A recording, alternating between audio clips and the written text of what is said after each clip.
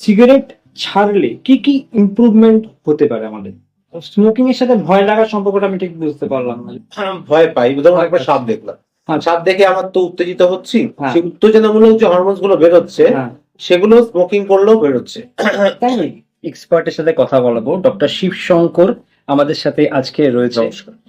তো আমি তোমাকে প্রথম জাস্ট যে কোশ্চেনটা বলছি সেটা হচ্ছে, সিগারেট আমরা ছাড়বো কেন? আমরা জানি যে পশ্চিমবঙ্গের যে এখন একিউআই মানে ওয়েদারের যে কন্ডিশন, সেখানে অলরেডি তো পলিউশন প্রচন্ড পরিমাণে। তো হুম। সিগারেট ছাড়ার কি উপকারিতা আছে? সিগারেট ডাইরেক্ট তোমাকে পলিউশন, মানে যেখানে 7,000 প্রায় কেমিক্যালস রয়েছে, আচ্ছা। হ্যাঁ, তো প্রত্যেকটা অনেক বেশিরভাগই ক্যান্সারাস কেমিক্যালস। তো ডাইরেক্ট যখন আমরা খাচ্ছি বা হুম। সিগারেট বা বিড়ি বা যেটা, সিগারেট তো ফিল্টার আছে, হুম। বিড়িতে তো ফিল্টার হয় না, তো সেটাই আচ্ছা। অনেকে বেশিরভাগ এখন যেহেতু দাম বাড়ছে তো বিড়িটা কনজিউম করে অনেকে। আচ্ছা।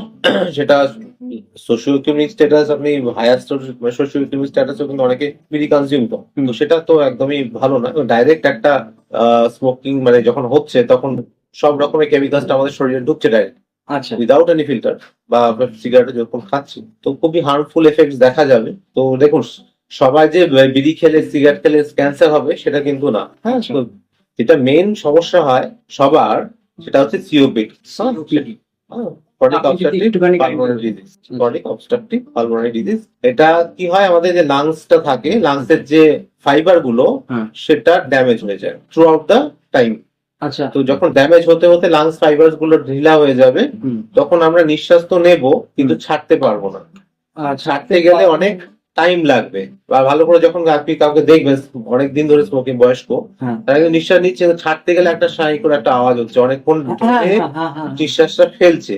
হ্যাঁ। আবার তখন কি হচ্ছে, পুরোপুরি কার্বন ডাই অক্সাইডটা বেরোচ্ছে না আচ্ছা। এবং আবার একটা নিঃশ্বাস নেওয়ার প্রবণতা চলে আসছে। তাতে কি হচ্ছে, কার্বন ডাই অক্সাইড অ্যাকুমুলেট হচ্ছে শরীরে। হ্যাঁ, হুম। সেটা হতে হতে একটা শ্বাসকষ্টের একটা জায়গায় চলে যাচ্ছে, অক্সিজেনটাও ঠিকঠাক ঢুকছে না এবং কার্বন ডাই অক্সাইড জমে যাচ্ছে। আচ্ছা। তো সেই প্রভাবটা কিন্তু সবার মধ্যেই আসবে যত বয়স বাড়বে। এটা কিন্তু নর্মাল লোকেদেরও হয় hmm. Without smoking. Hmm. Smoking যারা করছে তাদের হয়তো 20-30 বছর আগে আসবে। আর আমাদের এখন যা পলিউশন, এমনি আমাদের কিন্তু প্যাসিভ স্মোকিং তো হয়েই যায়, আমরা যদি অ্যাক্টিভ স্মোকিং নাও করি, প্যাসিভ স্মোকিং তো হয়। প্লাস পলিউশন, ট্রাফিক, বিভিন্ন রকমের ধুনো, মর্টিন, আমরা এক্সপোজড। মানে ওই যে যে কোনো মানে ধরনের রাত্রিবেলা অনেকে, যে আমি একটু আপনাকে আটকালাম, সেটা হচ্ছে তোমাকে একটু আটকালাম, সেটা হচ্ছে যে রাত্রিবেলা অনেকে সেই মর্টিন বা এই ধরনের, হুম, হুম। আমি কোনো কোম্পানির নাম নিচ্ছি না, মানে মসকিটো রেপিলেন্ট যেগুলো আছে হুম, হুম। সেগুলো চালিয়ে যে কোনো জিনিসের হ্যাঁ। ধোঁয়া, যে কোনো ধোঁয়াই কিন্তু লাংসের পক্ষে ক্ষতিকারক, হ্যাঁ। আচ্ছা। আপনি দেখবেন, যদি আপনার শুধু ছেলেদের ক্ষেত্রে না, মহিলাদের ক্ষেত্রে যারা যারা কাঠে রান্না করবে হুম। তাদেরও কিন্তু সিওপিডি এফেক্টেড প্রচুর। আমরা প্রায় পেশেন্টস, ঠিক আছে, তো বাবা। যারা কাঠে রান্না করছে হ্যাঁ। তাদেরও কিন্তু সমস্যা হচ্ছে সেম। তারা তো আর সিগারেট খাচ্ছেন না, হুম। কিন্তু তাদেরও একই প্রবলেম দেখা যায়। বা ট্রাফিক পুলিশ, আচ্ছা। এনারা খুবই এক্সপোজড। তো পলিউশনই মেন। তো আপনি যেভাবেই আপনি পলিউশনটাকে কনজিউম করুন না কেন, সেটা আপনাকে এফেক্ট করছে লাংসে। তাহলে কি ক্যান্সারটা খুবই, মানে সবার তো হয় না, হ্যাঁ, কিন্তু এটা কিন্তু সবারই হবে। মানে সিগারেট খেলে তুমি যেটা বলছো মানে আরো অনেক বেশি এক্সপোজ। হ্যাঁ, অনেক বেশি এক্সপোজ। এবং তার থেকে ব্রঙ্কাইটিসটা কিন্তু হবে। তো কি হবে, আমাদের কফটা ঠিক হয়ে যায়, কফে যে আমাদের যে লাং, যে আমাদের ব্রঙ্কাস এপিথেলিয়ামটা সেটা মোটা হয়ে যায়। আচ্ছা। তো সেটাকে বারবার করে কফ তৈরি করে। তো সেই কফটা রেকারেন্ট হতে থাকে এবং তার জন্য ইনফেকশনও বেড়ে যায়। বয়সকালে ইনফেকশন মানে ফুসফুসের বা ফুসফুসে, হ্যাঁ, কফটা যে তৈরি হতে সবসময় একটা কফ আসছে। যারা স্মোক করছে বা একটা ইরিটেশন হচ্ছে, সবসময় একটা ইচিং হচ্ছে গলায়, ইচিং। যেমন ড্যামেজ হচ্ছে আর কি আমাদের যে এপিথেলিয়ামটা রয়েছে ভেতরে, হুম হুম। তো সেটা ড্যামেজ হচ্ছে কন্টিনিউয়াস। সিলিয়া ড্যামেজ হচ্ছে, যেগুলো আর কি ডাস্ট পার্টিকেলস গুলোকে বের করে, সেগুলো ড্যামেজ হচ্ছে। তার জন্য একটা রিকারেন্ট ইনফেকশন হওয়ার চান্সটা বেড়ে যায়। অনেক কিছু জানতে পারলাম, মানে আমি নর্মালি জানতাম যে এরকম ধরনের প্রবলেম হয়, কিন্তু মানে এর পিছনে সাইন্টিফিক কারণটা তুমি খুব ভালো করে আমাকে বলে দিলে। আপনাদের আশা করি ব্যাপারটা বুঝতে পেরেছেন কেন আপনি স্মোকিংটা করবেন না। দ্বিতীয় যেটা কোশ্চেন আমার আপনাকে, সেটা হচ্ছে সিগারেট ছাড়লে কি কি ইমপ্রুভমেন্ট হতে পারে আমাদের? তুমি যদি আমাদের সিগারেট ছাড়লে ইমপ্রুভমেন্ট বিভিন্ন রকমের হবে। তাৎক্ষণিক কিছু ইমপ্রুভমেন্ট হবে, আচ্ছা। আবার লং টাইম কিছু বেনিফিট তো আছে। যেমন আমাদের বিপিটা কমে যাবে। সিগারেটে আপনার নিকোটিন আছে, যে কোনো বিপি বলতে ব্লাড প্রেশার। তো সিগারেটের নিকোটিন আছে। নিকোটিন কি আমাদের হয়, আমাদের এপিনেফ্রিন এগুলোকে সিক্রেট করে। অ্যাড্রেনাল গ্ল্যান্ড আমাদের, এপিনেফ্রিন মানে মানে নন এপিনেফ্রিন, এপিনেফ্রিন এগুলো আপনাদের অ্যাড্রেনাল আমাদের গ্ল্যান্ড থাকে, আমরা বুঝবো গ্রন্থি। এরকম ভাবে যদি একটু বলো। গ্রন্থি আচ্ছা। যে থাকে কিডনির উপরে যেটা অবস্থিত, Kidney- যেটা আমাদের ধরুন আমাদের কোনো ভয় লাগলো সেটা স্টিমুলেট হচ্ছে, তো সেই গ্ল্যান্ড থেকে যে হরমোনটা বেরোচ্ছে, স্মোকিং এর সাথে ভয় লাগার সম্পর্কটা আমি ঠিক বুঝতে পারলাম না যদি মানে আমাদের যে আমরা যখন ভয় পাই, ধরুন একবার সাপ দেখলাম, আচ্ছা। সাপ দেখে আমার তো উত্তেজিত হচ্ছি, হ্যাঁ। সেই উত্তেজনামূলক যে হরমোনস গুলো বেরোচ্ছে হ্যাঁ, সেগুলো স্মোকিং করলেও বেরোচ্ছে। তাই নাকি? আচ্ছা, আমরা বেরোচ্ছে, তাতে কি আমরা স্ট্রেসটাকে আরো ভালোভাবে অ্যাডাপ্ট করতে পারছি, মানে ওটা যখনই আমি সিগারেট খাচ্ছি তখনই এটা হচ্ছে, সেটাই হচ্ছে। তো সেটা কন্টিনিউয়াসলি খুবই খারাপ তো এটা। আচ্ছা, তো এটা একটা স্ট্রেসফুল একটা মানে ব্যাপার। তো বডিটার বিপি আমাদের বেড়ে যাচ্ছে। তো যখনই স্মোকিং আমরা কম করব, আস্তে আস্তে আমাদের অ্যাড্রেনাল যে গ্ল্যান্ডটা, সেটা আস্তে আস্তে কিন্তু আমাদের বেড়ে থাকে, মানে আস্তে আস্তে হাইপারপ্লেসিয়া। যত আমরা লং টাইম খাচ্ছি, স্মোকিংটা করছি, ওটা হাইপারপ্লেসিয়া হবে, আস্তে আস্তে আমাদের কিন্তু বিপিটা রিডাকশন হবে ফার্স্ট অফ অল, মানে বিপি প্লাস কিডনিরও আর কিডনিটা ড্যামেজ হচ্ছে।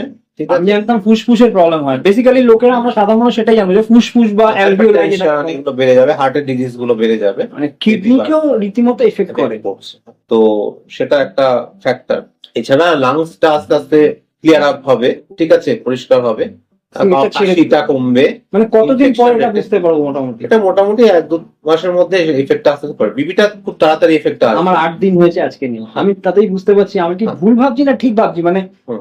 মনে হচ্ছে যেন অক্সিজেনটা একটু বেশি করে নিতে পারছি, এটা কি সত্যি? মানে হ্যাঁ, আস্তে আস্তে লাংসটা তো ক্লিয়ার আপ হবে। হ্যাঁ, আর প্রথম শরীরে অক্সিজেন কনসেন্ট্রেশন একটু বাড়বে আস্তে আস্তে, প্রথম লাংসটা ক্লিয়ার আপ 2 দিন মাথা খুব যন্ত্রণা করছিল, মানে থার্ড দিন রাত্রিবেলা হট করে, এটাও কি একটা সিমটমস? মানে এটা একটা- হ্যাঁ, তো ওটা তো আমাদের একটা অ্যাডাপটিভ হয়ে যাচ্ছে। স্মোকিং করলে ওটা মানে অনেক সময় হেডেক হলে অনেক সময় করলে এটা ভালো লাগে, আচ্ছা, কিন্তু সেটা একটা যখন আমরা করছি না তখন একটা সেই হ্যাবিট ক্রেভিং। ক্রেভিংটা হচ্ছে। আচ্ছা, ঠিক আছে, তো ব্রেন আমাদেরকে বাধ্য করছে। বাধ্য করছে, তখন আমার মনে হচ্ছে একটু নি, তো সেটা একটা হ্যাবিট লুপ হয়ে যাচ্ছে। তো আচ্ছা, সেটা আমাদের বোঝার বিষয়।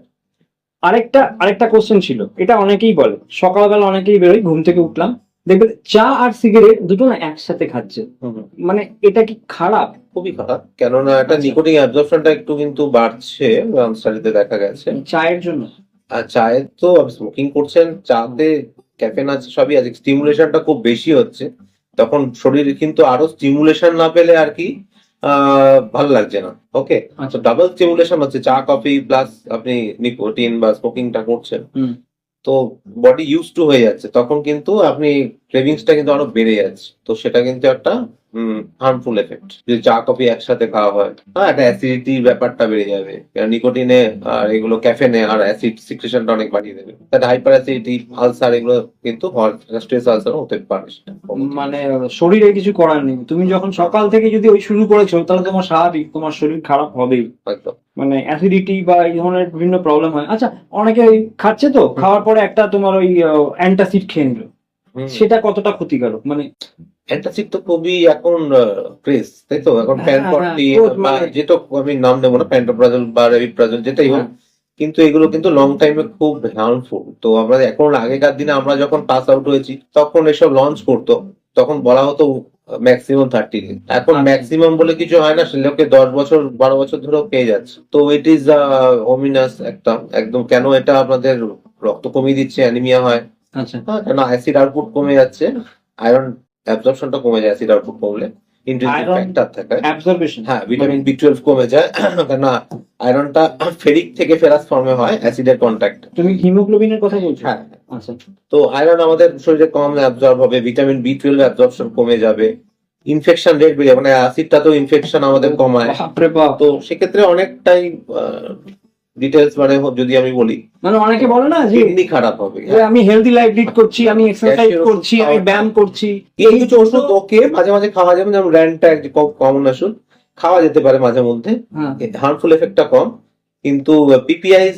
প্যান্টোপ্রাজল রাইপ্রোজল গ্রুপের ওষুধগুলো লং টাইম খেলে কিডনির একটা নেফ্রাইটিস হওয়ার চান্স থাকে, ইন্টারস্টিশিয়াল নেফ্রাইটিস হওয়ার চান্স নেফ্রাইটিস থাকে, বলতে কিডনি একটা খারাপ হওয়ার দিকে লং টাইম সিকেডি এগুলো হওয়ার চান্সটা বেড়ে যায়, কিডনি ক্রনিক কিডনি ডিজিজটা বেড়ে যেতে পারে। তো এটা এখন দেখা যাচ্ছে, এতদিন তো আমরা দিয়ে এসেছি, আচ্ছা, 15-20 বছর এখন হয়ে এসছে, মানে গ্যাসের ওষুধ আগে পাওয়া যেত র্যান্টাক, লাস্ট 20-30 বছর ধরে আপনার প্যান্টোপ্রাজল যে এফেক্টটা এখন হ্যাঁ। আমরা পিউলেটিভ দেখতে পাচ্ছি, লং হ্যাঁ। টাইম খেলে কি কি হতে পারে। কারণ এখন আমরা দেখছি কিডনির প্রবলেমস গুলো কিন্তু বেড়ে যাচ্ছে। কিডনি তো হ্যাঁ, অনেকটা বেশি দেখা যাচ্ছে এখন, তো সেটা কিন্তু একটা এইসবের জন্য হতেই পারে। আরেকটা যে কোশ্চেন ওটা অনেকে করেছে, সেটা হচ্ছে যে ধরো আমি 10টা করে সিগারেট খেতাম, আমি এখন ভাবলাম আমি ছেড়ে দেবো, আমি সারাদিনে 1টা বা 2টো করে সিগারেট খাবো। মানে তাহলে এই যে আমি সিগারেটটা পুরোপুরি ছাড়ছি না, তাতে আমার ক্ষতি কি চলবে নাকি আমার ক্ষতি থেমে যাবে? না না, যে ম্যাক্সিমাম ক্ষতিটা হয়তো রিডিউসড হবে, প্রেশারটা হয়তো কমবে, কিন্তু পুরোপুরি হার্ট রিস্ক ফ্যাক্টর গুলো কিন্তু কমবে না। আরে বাবা।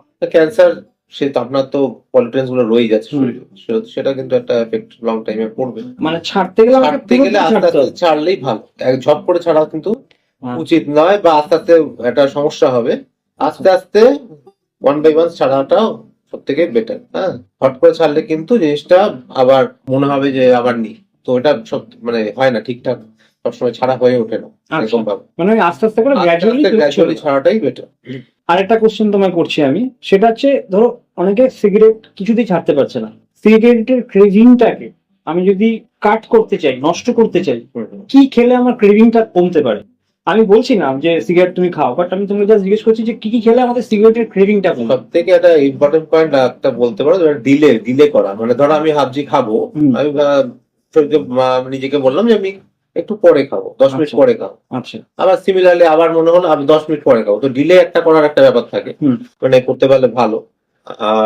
তারপরে যেটা করতে পারে, যেটা আমাদের নিকোটিন চুইং গাম পাওয়া যায়, বিভিন্ন রকম নিকোটিন চুইং গাম, সেটা কিন্তু অ্যাজ পার ডক্টর অ্যাডভাইস নিতে পারো। যেমন ওটাতে নিকোটিনটা থাকবে, কিন্তু সেই ব্যাড এফেক্টস গুলো, কার্সিনোজেনিক গুলো থাকবে না। তো সেটা যদি আপনার 20-র ওপরে আপনি পার ডে সিগারেট খান, তো সেক্ষেত্রে আপনার 4 বা 20 নিচে হলে 2 পাওয়ারটা ইউজ করতে পারেন। ঠিক আছে, যখন আপনার সিগারেটের ফ্রিকোয়েন্সি অনুযায়ী আর কি তখন ইচ্ছা করবে। তো আস্তে আস্তে জিনিসটাকে রিডিউস করতে হবে আলটিমেটলি। এছাড়াও কিছু কিছু ওষুধ হয়, ভ্যানিসিলিন বা বুপ্রোপিয়ন টাইপের ওষুধগুলো, সেগুলো অন ডক্টরস অ্যাডভাইস নিতে হবে। সেগুলোর কাজ ওই নিকোটিন রিসেপ্টরের উপর কাজ রয়েছে, প্লাস নরএপিনেফ্রিন এগুলোকে আপটেকটা বন্ধ করে। ঠিক আছে, তো এগুলোকে কিছু সেগুলো ডাক্তারই আপনাকে অ্যাডভাইস করবে, সেগুলো নিতে হলে সেটা দোকানে গিয়ে কেনার মতো কিছু নয়, সেটা চুইং গামটা আমরা ইউজ করতেই পারি। খুব দুর্ধর্ষ ব্যাপারটা বললে আশা করি সবাই মোটামুটি বুঝতে পারছো যে সিগারেট যদি ছাড়ো তাহলে কতগুলো ইমপ্রুভমেন্ট তুমি শরীরে দেখতে পারবে। আর একটা কোশ্চেন খুব জিজ্ঞেস করে লোকে, যে ধরো কেউ 60 ml বা 180 ml করে উইস্কি বা অ্যালকোহল নিচ্ছে, সেটা একজন নিচ্ছে, আরেকজন 5টা করে সিগারেট খাচ্ছে, কোনটা বেশি ক্ষতিকারক? দেখো, অ্যালকোহলটা মডারেশনে একরকম ওকে বলবো, স্মোকিংটা কিন্তু ডাইরেক্ট এফেক্ট করছে, মানে অ্যালকোহলটাকে নালিফাই করা যেতে পারে অল্প খেলে এফেক্টটাকে, আচ্ছা। তো স্মোকিংটা কিন্তু অ্যাকিউমুলেট করে যাচ্ছে, পলিউটেন্স গুলো শরীরের মধ্যে জমছে। আর যদি আমি অ্যালকোহল অল্প খাই বা সোশ্যাল ড্রিঙ্কার হই, তাতে কোনো খুব একটা অসুবিধা নেই, যদি মডারেশন আমরা করতে পারি, তো সেটার এফেক্টটা লিমিটেড। আদারওয়াইজ সেটা তুমি কিন্তু অল্প মাঝে মাঝে সোশ্যাল ড্রিঙ্ক করতে পারো, কিন্তু স্মোকিংটা একটু বেশি ক্ষতি করবে, কারণ হার্ট ডিজিজ আর লিভারটাকে, কিডনির আপনার লিভারের জন্য একটু ক্ষতিকারক লং টাইম যদি খাও, হ্যাঁ বেশি মাত্রায় খাও, তো সেটা একটা প্লাস ওবেসিটি, হ্যাঁ হার্ট ডিজিজও আমাদের কজ করছে অ্যালকোহলিক কার্ডিওমায়োপ্যাথি। মানে সিগারেটের কোনো বিকল্প নেই, মানে সিগারেট তোমার ক্ষতিটা অনেকটাই বেশি ক্ষতি সিগারেটই আমরা দেখেছি। একটা কোশ্চেন খুব জিজ্ঞেস করতে ইচ্ছা করছে, সেটা হচ্ছে যে সিগারেট খেলে কোনো ভালো কিছু হয় কি? মানে আমি বলছি যে উপকারিতা, মানে এটা আমি এটা জানি। কিছুটা ভালো জিনিস বলেছো, যারা খাচ্ছে তাদের জন্য হয়তো এটা সুখবর হতে পারে। আচ্ছা, আমি খবর, মানে তুমি একটা হোপ দিচ্ছ যে খাও নাকি না, সেটা মানে সেটা প্রমোট করা নয়, হচ্ছে না, কিন্তু জাস্ট যেটা সিগারেট খেলে scientific। দেখা গেছে পার্কিনসন্স ডিজিজ বা অ্যালজাইমার ডিজিজটা কম হয়, সাময়িক কম হয়, এবং অ্যাটেনশন স্প্যানটা একটু বাড়ে। তো সেটা কেউ অ্যাটেনশন স্প্যান বাড়ানোর জন্য সিগারেট খাবে, এটাও রেকমেন্ডেড নয়। এছাড়াও অনেক ড্রাগ রয়েছে উপকার, এটা একটা ব্যাপার রয়েছে। এছাড়াও অ্যালকোহল যদি বলো তুমি, অ্যালকোহল খেলে কি বেনিফিট, সাময়িক এসজিএলটা গুড কোলেস্টেরলটা একটু বাড়তে পারে, আচ্ছা, কিন্তু অ্যাজ আ হোল অ্যালকোহল খেলেও কিন্তু হার্ট যে ভালো থাকবে এরকম কোনো প্রমাণ পাওয়া যায়নি। আর যা যা স্টাডি হয় সেগুলো পেড স্টাডি হয় না, অনেকে বলে না সেই যে আমি ওয়াইন খাবো, ওয়াইন খেলে রেড ওয়াইন সেটা খেতে পারো, ওর মধ্যে হয়তো রেসভেরাট্রল রয়েছে, আচ্ছা, কিন্তু অ্যান্টি এজিং এফেক্ট রয়েছে, আচ্ছা, কিন্তু সেটা পেতে গেলে তো গ্যালন গ্যালন খেতে হবে, আচ্ছা, that is not judicious to, ঠিক আছে। তো যেটা খেতে পারো মানে সাময়িক সোশ্যাল চলতেই পারে, লং টাইম না খেলেই ভালো, কারণ অ্যালকোহল কার্ডিওমায়োপ্যাথি যেটা বললাম ওটাও কিন্তু হয়, মানে অ্যালকোহল জন্য হার্টও খারাপ হয়। তো সেই ক্ষেত্রে কিন্তু হার্টের জন্য খাচ্ছি এটা ভেবে খাওয়াটা কিন্তু ভুল। মানে মেইনলি তুমি বলতে চাইছো যে সিগারেট স্মোক মানে স্মোকিং থেকে আর এই অ্যালকোহল ড্রিঙ্কিং থেকে দূরে থাকো। অনেক অ্যালকোহল ড্রিঙ্ক থেকে যেটা মেন আমি জাস্ট মেসেজ দিতে চাইবো, হ্যাঁ সবসময় কিন্তু মানে লাস্ট পরিণতিটা কিন্তু খুব বাজে। কেননা লিভার সিরোসিস হবে, লিভারে পেটে জল জমবে, ব্লাড ভমিটিং হতে পারে, হ্যাঁ একটা কিন্তু বাজে ব্যাপার হতে পারে, মানে প্যানক্রিয়াটাইটিস হতে পারে, যেটা কখনোই সারতে চায় না। ক্রনিক প্যানক্রিয়াটাইটিস বা যে আমাদের অগ্নাশয় যেটা হ্যাঁ প্রদাহ, আচ্ছা তো সেটা কিন্তু একটা ডেঞ্জারাস ডিজিজ এবং এটা কিন্তু কন্টিনিউয়াস হতে থাকে, মানে বারবার করে হতে থাকে এবং ওষুধ খেলেও হতে থাকে, আর মাঝে কমবে আবার বাড়বে। তো সেগুলো কিন্তু dangerous side effect of alcohol, মানে মানে ব্যারিক্স হওয়া, গলা দিয়ে ব্লাড বেরোনো, আরে ঠিক আছে। তো এগুলো কিন্তু মানে বাস্ট করানোর সময় ব্যারিক্সটা তো ব্যান্ডিং করতে হয়, তো এগুলো এন্ড স্টেজ গুলো কিন্তু খুব একটা সুখদায়ক নয়। আচ্ছা তো অ্যালকোহল খেলেও মানে মডারেশন ইজ দ্য কি। সোশ্যাল ড্রিঙ্ক তো আমরা অনেকেই করি, কিন্তু সেটা রেগুলার যদি খাওয়া হয় তাতে বেনিফিটটা কিন্তু কিছুই থাকে না, মানে খুব থাকে। Bad effect. এখন মানে যেভাবে অ্যালকোহল খাওয়া হচ্ছে, যদিও আমরা অ্যালকোহল নিয়ে পুরো আরেকটা এপিসোড বানাবো, তাই তো আমরা রিসেন্টলি ডিসাইড করছি যে এর অনেক ব্যাড এফেক্ট আছে, সেগুলো নিয়ে আমরা আলোচনা করব। কিন্তু আজকে যে মেন উদ্দেশ্যটা ছিল স্মোকিং কেন খারাপ এবং স্মোকিং কতটা ক্ষতিকর, সেটা আশা করি আমরা সায়েন্টিফিক্যালি ডক্টর শিবশঙ্কর আমাদের পুরো ব্যাপারটা বলে দিল। যদি কোনো রকম কিছু জানার থাকে, ডাউটস থাকে, তাহলে কমেন্ট সেকশনে একটুখানি আমাকে জানিও, তাহলে তার উত্তরও আমরা দিয়ে দেওয়ার চেষ্টা করব। চলো তাহলে আজকের মতন এখানেই র্যাপ আপ করা যাক। ধন্যবাদ।